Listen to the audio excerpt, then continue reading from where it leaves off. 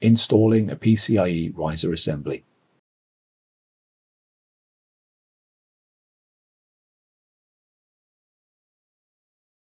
The procedures for PCIe riser assembly replacement are identical for the ThinkSystem SR250 V3 and SR250.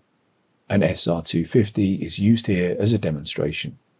If necessary, align the two screw slots on the PCIe riser card with the slots on the riser cage, and then fasten the screws to secure the riser card to the riser cage.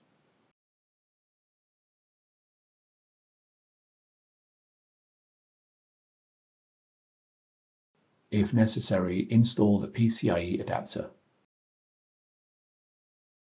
Align the two tabs on the PCIe riser assembly with the slots on the rear of the chassis, and then insert the assembly into the connector on the system board.